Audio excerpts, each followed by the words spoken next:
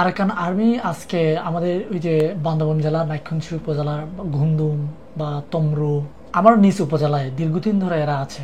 বাংলাদেশের প্রশাসনের নাকের ডোগায় এরা দিব্যি আপনার অস্ত্র নিয়ে মহড়া দেয়।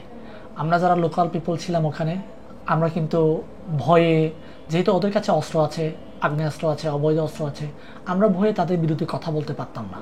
তো এখন যেহেতু সোশ্যাল মিডিয়াতে মানে চলে আসছে, সারা দেশের মানুষ এটা নিয়ে কথা বলছে, তাই আমিও সাহস করলাম এটা নিয়ে কথা বলতে। কারণ আমাকেও এলাকায় যেতে হবে। এখন ভিন দেশি হয়ে ভিন দেশের ভিন দেশের কাছে আমি একজন বাংলাদেশি হিসেবে তাদের ভয়ে আমার চলাফেরা করতে হয়, এটা আমার আমার আমার কাছে খুব লজ্জাজনক।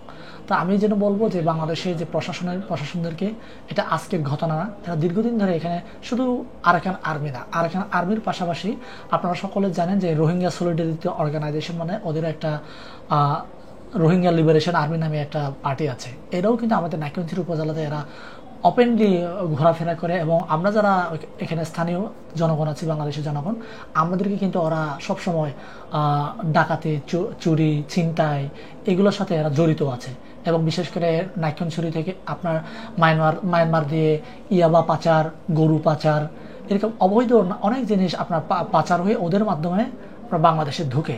তো এখন বাংলাদেশের যে আমাদের যে প্রশাসনগুলো আছে, আমি জানি না এই চোরা চোরা কারবারির সাথে এদের একটা নেগোসিয়েশন আছে কিনা। যদি নেগোসিয়েশন না থাকে, এদের সোর্স আছে, এদের সব কিছু আছে, সব কিছু থাকা সত্ত্বেও এরা কিভাবে এই কাজগুলো চালিয়ে যাচ্ছে এবং এরা অস্ত্র দিয়ে মহড়া কেমনে দিতে পারছে। আজকে সবচেয়ে আপনার আমাদের আতঙ্কের বিষয় এবং আমাদের সার্বভৌমত্বের জন্য হুমকি হয়ে দাঁড়িয়েছে যে আমাদের বাংলাদেশে এরা এতদিন লুকিয়ে লুকিয়ে গোপনে চোরের মতো ছিল, কিন্তু এখন প্রকাশ্যে এরা এসে আপনার আমাদের বাংলাদেশের ভূখণ্ডে এদের আরাকানের জাতীয় পতাকা উত্তোলন করছে। এটা আমাদের জন্য লজ্জার এবং আমাদের একটা সার্বভৌমত্বের জন্য হুমকি।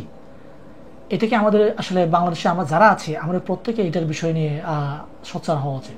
এখন যেহেতু আপনারা সকলে জানেন আমাদের পার্বত্য চট্টগ্রামে একটা অস্থিতিশীল চলছে, এবং চট্টগ্রামের 5 জন ছাত্রকে অপহরণ করে নিয়েছে, এবং এই যে রবি টাওয়ারের ইন্টারনেট কেবল ঠিক করতে গিয়ে 2 জনকে অপহরণ করা হলো বাঙালি।